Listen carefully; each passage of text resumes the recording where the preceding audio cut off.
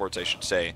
So coming in as massive underdogs against Ballistix, we're headed into our first map. It is going to be a ban on Towers of Doom with Volskaya banned. The map ban of Towers of Doom will be Ace's. Volskaya will be banned by Ballistix.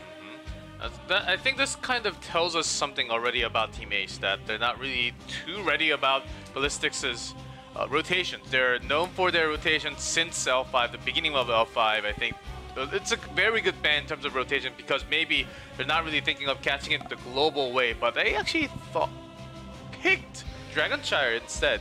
Yeah, it's kind of an odd line of thought. We'll have to wait and see exactly what their plan is, because Towers of Doom is really important about quick rotations and channel denies on the altars, for example. Dragonshire, on the other hand, very much a little bit more about controlling space and wave clear. So we're heading into our first draft of the evening. Greymane will be the first ban, keeping up that 100% involvement rate here in Korea. Finally, Greymane getting banned. I liked seeing this because Greymane always just went through the draft, always since 2017. And then, okay, and then we have an Hanzo. Alright, so Greymane banned with Genji, both 100% involvement so far in HGC worldwide. Hanzo, highest priority first picked hero, and so far, lackluster win rate.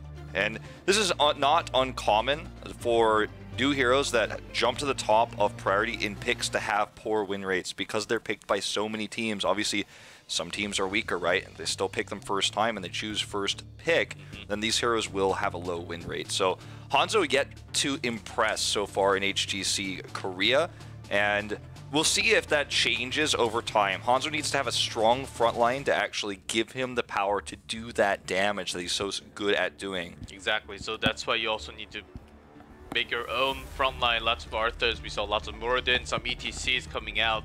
You need that solid. And also, Nubarak was actually a very good key against Hanzo. Actually has a pretty good win rate against Hanzo specifically, 3-0 from what I know. Yeah, I think Nubarak actually has a 100% win rate in general at the moment. I think he's like 5-0. In general, 5-0, yes. Yeah. I have that down too.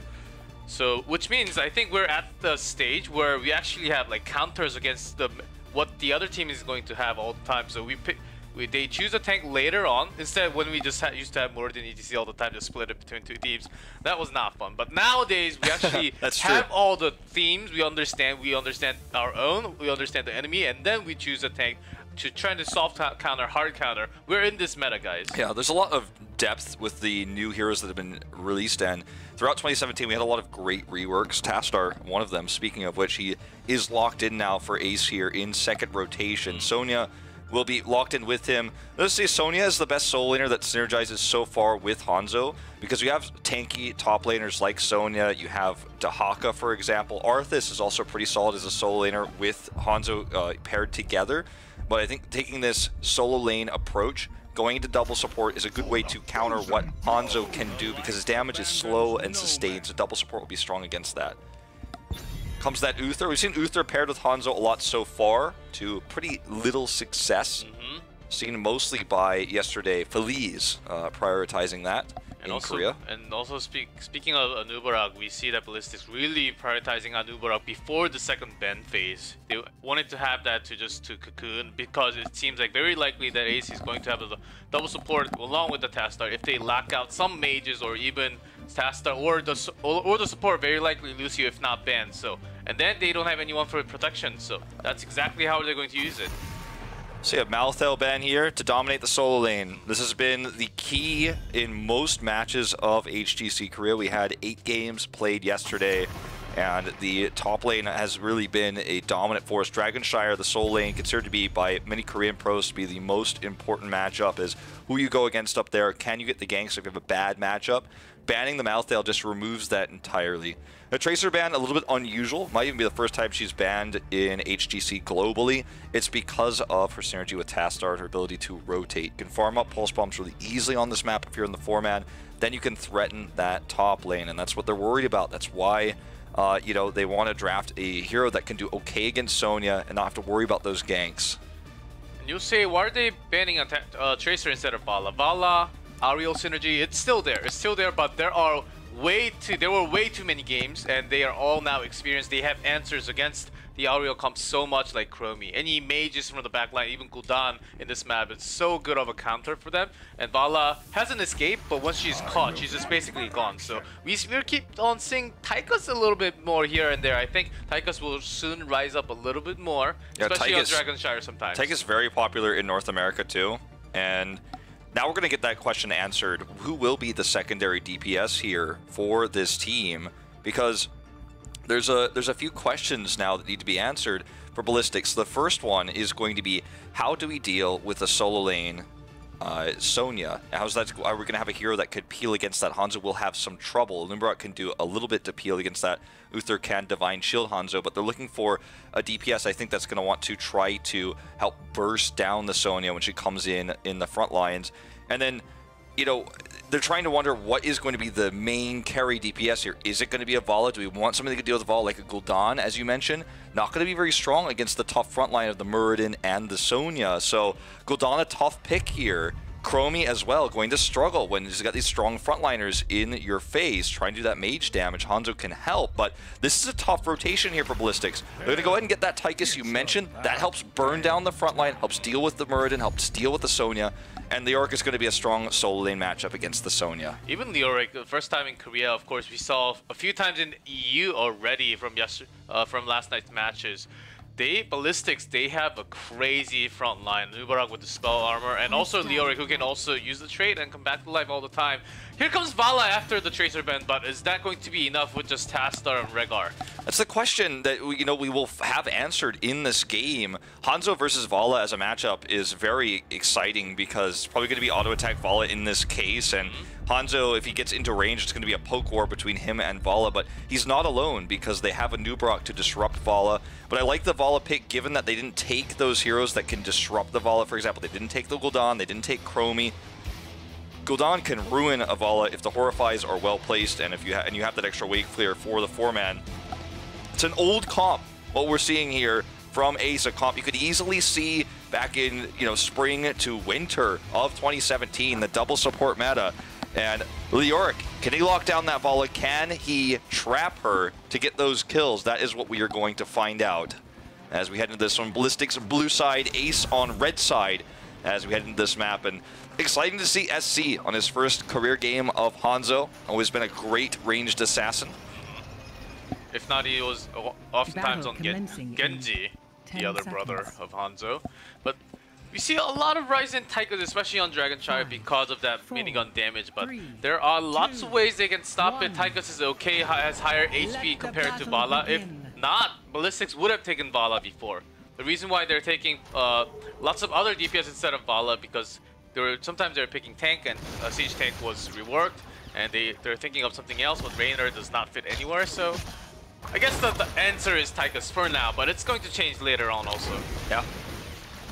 Tychus is going to be really solid wave clear, very powerful in terms of team fighting, can help burst down the tanks when you're trying to retake a shrine, for example.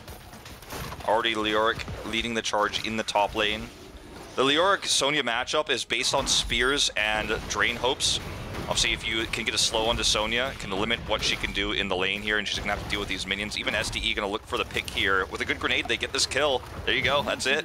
So, good rotation here by SDE. John gets the jump because he cleared the minion wave first. All you have to do is hit that Drain Hope despite the spear. Might have even got hit by the spear on purpose because he knew SDE was coming to gank. Yeah, it was a good bait, whether it was for real or here comes another. Tychus actually ganking through up and to the mid lane. Ace not really knowing the rotation after losing a member. That's not a good sign from the beginning. Yeah, unfortunately, not really getting anything in the bot lane for this either. Sometimes when you're losing members like this, when you have someone missing from mid going to top lane, you can win the bot lane matchup because you have more members there. They do have a slow rotation to this camp. They're going to get it slightly faster, but it's only slightly. So Ballistix with a massive lead now, and that top lane matchup being won by Leoric is so huge in this map. You can see the experience lead already. Sony is going to go ahead and squat that top shrine, but Gaming, meanwhile, looks like he might not get out of here. Actually body blocked his ally out of there. Yeah, that can happen. It's happened to everybody in Hero League. You know, everyone says polite things, but please don't do that to me right after it happens. Witcher is way overextended. This is another kill. This is just an outclassing right now, what we're witnessing here. Not even close in terms of rotations. Basic rotation, the calls are super slow for Ace right now, and they're not really quick enough. It's also a thing that we see the speed of the movement in the mini. If you just keep on watching the minimap, you can see how well they're shot calling, where they want to go, what they want to do next. They're already on top of the other team. So as you can see, Jungha has more sustainability with his Drain Hope than Sonya does on Shrine squatting because she doesn't have minions to use Whirlwind to heal off of. So in terms of standing on the Sun Shrine, he will just win every time, especially because he's already pushed the lane out, so Sonya has to rotate away. As you can see here, the solo main matchup is so frustrating for the Sonya. Now he just comes up again, will drain the Hope, has to leave. This means Jungha can actually retake the Shrine. All the while, they're trying to take an opportunity to use their wave clear. They have the Vala, the Tassadar to push the lanes into mid and bot, which means even though they control both shrines, right now it's tough to actually capture. They will actually get it because the casting time is a little bit shorter than actually taking away the shrine from the other team. So they'll get the first Dragon Knight, but this is a big problem because Ace, they focused so much into clearing the mid lane and the bottom lane was super slow, the rotation was. They're trying to be safe, but Ballistix is on top of whatever their movement is right now. I mean, that was a really good play by Hooligan, stunning Gamey to prevent the interrupt there, and it was very well coordinated. This is the kind of play you expect to see from World Championship team Ballistix, of course 2016 champions of BlizzCon. And they've looked fantastic so far in their first opening game of 2018. All lanes controlled now by Ballistix. They take a whole level lead. And now they're going to even start working on getting further experience here in the top lane by knocking down the cannon towers, which will make this top lane so much more frustrating for Rush to deal with. And I mean, it's just systematic, it feels like, what we're watching here from Ballistix. It feels like we're watching different tiers of play. It seems like Ace is just chasing the shadow, but they have to really make this into a kill. They're chasing down SCSC, but getting that heal from Uther. Anubara comes for some CC, and SCSC does survive all that damage and CC. Yeah. Not too much of a trade-off here for Ace, in fact, because there was nothing going on otherwise on the map. See, SDE is in the top lane to continue that pressure onto the top fort. So no forts gained, just 2 walls. But again, now a level and a half ahead is Ballistix. Looking for a further advantage here. Good gank attempt, though. And that was a really good stun by Gamey onto SC. It just wasn't enough. Uther's burst heal protects them. But look at the map now. I mean, they're just one step ahead. All lanes pushed except the bot lane. Should be obvious that this team is camping right now, and they take their rotation so much slower, rotating as 4 to get the siege camp. No one is doing the night camp because Sonya's pressured in the top lane, or was, by that wave, so can't even solo the camp. And Ace is just really trying to play carefully, play safe right now, but the problem is 10 is around the corner right when those shrines spawn. Ballistix is going to have that heroic talent tier advantage. And Ace may not be able to contest at all when that time comes. It will be very soon. They're taking a long time to get the camp. They got it, but the top lane is already pushed a little bit. If Gamey died here, that would have been the worst case scenario for them. But and look at this. SC is solo camping. They look for a gank attempt onto Jungha, but he's Leoric, so he doesn't carry, gets away. Meanwhile, solo camping is SC because he's gone for the full scatter arrow build here, which allows you to clear night camps basically instantly. Cocoon committed to, 10's up. Could actually entomb this if Jungha was here. He's not even here. They're just going to look for the pick on the Tassadar. I don't know if he has Dimensional Shift. Doesn't look like he can use it, even if he did. So many stuns.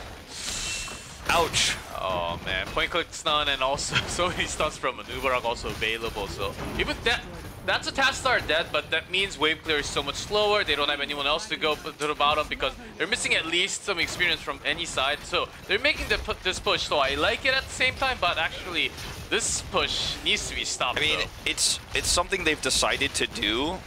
Oh, and Storm from Uther. They want to finish this. They want to finish this right now. Had they not actually done that top push, so we were looking at potentially a perfect game here for Ballistix. Looking for this keep now. Trading a fort for a keep is all Ace wanted to do because they wanted to have 10 before this went down, to not really trade it, but to try to prevent this keep from going down with 10, but they didn't gain it. So SC going to go ahead and finish his quest already here at 6:30 with all the damage he's done. Keep down means that not only are they struggling in the top lane, they've been struggling all game long on the bot lane, is going to have that extra catapult pressure. Ace has 10 now. They need to make some really big plays in this window. So they're going in right now. Gamey jumps in, but where's the target? Where is Hanzo? He is nowhere close. And as he's onto the side right next to Tychus, Tychus can actually take some damage. I really like what Rush is doing right now, pressuring this bot lane, trying to actually grab this Moonshine, because this may allow them to, you know, keep this lane pressure eliminated for a little while, commit this 4-man down here so that they're not dealing with that pressure as much. The problem with that is that the top lane is going to get out of control. Jungha will just split push it. He's already working towards that. You can see it on the minimap now. They need to find a way, while Jungha is away, to take a 5v4 fight. This might be what they're looking for. They're all grouped together. But just unfortunately bad positioning here. Gaming already down to 1/3 health. They just can't take that 5v4 they were looking for. They can't really go in initiate, because once they do that, Cocoon will be a big tool. Here comes going into Hanzo cleansed immediately, and SC does escape with so much more damage. There comes the Storm. Doesn't even look like they expected that Storm. Rhaegar's Ancestral is too late. There's the Cocoon right afterwards. So Tastar, not long for this world. The 4v5 fight is won by the 4-man. The Ballistix you know, roster here gonna take it. And there's just no way out. The cleanse was perfect. And from there, I just don't think they expected the Divine Storm to come through. The follow-up stuns coming in from the Nubarok dive. Plus, on top of all of that, Hanzo hitting every single scatter arrow. Oh boy, yeah, this could be a disaster. That was not the best position for them to actually fight it right there, because it will just bounce off and hit every single target all the time. And that was a 4v5 eventually too. Jungha was not even there. Yep. Jungha the entire time was doing that split pushing I was talking about. Almost got the top fort. And now he's just going to go ahead and queue it real quick. And then probably just walk back down to mid. We're looking for a pick right now. This is basically dead, this fort. Rush is so low. Gamey's going to charge in. No cleanse. I think it's still on cooldown here, so risky fight for Ballistix to take. Magi gets stunned by the follow-up there. Rain of Vengeance. They do have some damage. Uses the Cocoon, so the Sonya cannot chase Uther. Now they have the advantage. Look at their health bars right now. Oh, look at that stun from Hanzo as well. Ancestral yet again, too late. Way SC. too late, but they do get Hanzo. But here comes SC, another DPS chasing the members of Ace now. SC dead there because no Divine Shield to protect him, but the Divine Storm almost did. Ancestral's back online. They've bought some time with this pick. The Dragon Knight not going to be able to get a second keep here like they were looking for. And in fact, a little bit of awkward, tense pacing, I guess it almost feels like, from Jungha as he walks back and forth. Can't really look for much more here with SC being dead. And cannot go for core in the bot lane. So just going to get this keep wall. And then everyone is going to waltz away. I think for now, Ace is just not really used to how much burst damage that they have. They can actually focus so much damage onto one target, and Ancestral missed every single time. Yeah. Unfortunately, you know, for KCB, the amateur support player, the rookie for Ace, this has just not been his night. And everyone's had those moments with Rhaegar where you miss the Ancestral, but on your first pro match, it's definitely going to kind of get into the back of your head. You're playing your first pro match against a BlizzCon champion. They're 4 levels ahead of you. You can even see Jungha playing with his food a little bit with his movement there at the end. It almost made it look like he was going to engage. Ace backed off. That helped him retreat. All he had to do was fake Wraith Walk to make that happen. This is a stomp from level 1. I think they could have finished the game early on, but they're just making it longer because they want to. But literally, that's what they're doing. They just need to decide how they're going to finish this game. And they want to take as long as possible to win the game. All right, walls coming down. Looking for an easy way to entomb for a pick. Gamey in the front lines here. Remember, they have the spell armor here. Gamey gets over the wall with that dwarf toss. Spell armor coming through from the Nightcap makes this so frustrating. Tastar doing so much less damage even with his storm here. Okay, Jai looking for a big swing here. Gonna go ahead and teleport in. So much damage coming out from Hanzo right now. Completely uncontested in the backline. Now just working on that keep. And even Magis going in for that storm potential, but walking out. Here comes Hooligan, and then Magis following him. No Ancestral because the Cocoon is up here. G-Clef, okay, does get out of the Ancestral. Oh, sorry, does get out of the Cocoon. Ancestral's there, hits it this time. But Storm to stop the chase. That's going to be 2 picks. Rush wants more here, but he's just not going to get it. And Arrow's Huge still stun. available onto Witcher. Goes down with the grenade. This is exactly how they do it. See, they're all low, but they never got a kill. That's what mattered. That's what get them the experience that they need right now, 4 levels apart. I mean, ouch. Ace survived, and I suppose that's the happiness that they can try to put into their. I don't even know what I'm trying to say here. Like they're 4 levels down. They've lost a keep. They didn't lose the second one. We're trying to cover stuff, but like, I don't even want to call. Knows this already. I don't even want to call their survival a like consolation prize or something they could take consolation in, because they certainly are not at the moment. They hit their first ancestral of the game after that cocoon was burst there, so KCB finally was able to help rush. But I think part of the problem in that fight, and this is actually almost never gets talked about in Heroes of the Storm casting, I think, by most people. No one ever talks about the fact that there's talent tier advantages, but there's also scaling advantages here. Rush comes in. Yeah, Rush comes in and just can't do enough damage to finish them off. If they were 17-17, it would have been a different story, but they're not. And I mean, it's just it's not an even game by any means, G-Clef. Yep, and Ballistix is on their way to finish this game now. They're Look at this 4-level lead. Look at this push. 4 golems and 4 golems, Nightcap, Spell Armor, Dragon Knight. This is insane. 4-level lead. What are you gonna do? Odin pop. They can't do it. Rush goes in, but he's gonna get damage from all those camps. And he dies basically from those damage. Cleanse comes through here to Hooligan. Don't know if he really needed it. Ace just trying to bait Ballistix into this keep. Suicide mission. There's a cocoon going down into Gamey. Here comes the triple stun from Hooligan, followed up by the Hanzo arrow. Ancestral connects. But the core is going down from the Dragon Knight damage alone. Hooligan's already on the core. They just want a few more kills. They will get, not all of them, but Gamey survives. But the game is already over. It's almost cool how patient Ballistix played that game as well. As you were saying, they could take their time, end it however they want. Choose your own adventure. You know, my fans watching this, Twitch chat's probably, well, they were probably trying to up their KDAs for the record books with this one. Could have ended the game potentially earlier, played it safe. Now, look at the faces of the Ace players here. Calm, collected discussions. No one's too upset. We lost to a BlizzCon champion. It's our first HGC match. They look similar with their left hand on their chins. That's true. That's Team Sergi right there. What do we do against them? I think that's exactly KCB doesn't have his hand on his chin, like he needs to get with the team. That's why his ancestral didn't connect. Yeah. Well, and Ballistix, look at them. They're like, oh, okay, so, easy game for now. I mean, that's one of those games where I'm happy to see Ace sitting there on stage. Sure, hands on the chin, but thought is being made. Team is not upset, and they're in that moment. They're thinking about game 2. In fact, they're probably thinking about game 2 after the first Dragon Knight, and the second Dragon Knight, and then there was no coming back from that one. But at least they should have been communicating about what did we do wrong, and then moving on to game number 2. What are we going to do if you're going to pick Hanzo? Can we take it away, or what are we going to ban? I think they should have been talking already. They don't have too much time to fix everything. Of course, and Ballistix, they're way too strong for them to beat them. They can't just upgrade right now and just look for a miracle and then beat them. I don't think that's a possible way tonight. I feel like the big winning moment in that game started like in the first minute and a half when SD got the kill. Yeah, when SD went and got the kill on Sonya. From the moment Rush died there, it was all about lane pressure and camp pressure. We saw Hanzo once he got 7, soloing the Night Camp 3 times. I think he did it. The neutral Night Camp, invading the Siege Giants. They were able to clear the camp in the top lane very quickly. And during this time, because Ace didn't have vision, didn't clearly understand the timings Ballistix was planning for, they accomplished almost nothing. The Saturn lane, they got Siege Giants only. In the time that Ballistix was able to get both Night Camps and their Siege Camp and push top, they only got their Siege Giant camp. Didn't get their Night Camp, didn't get the neutral Night Camp, didn't contest.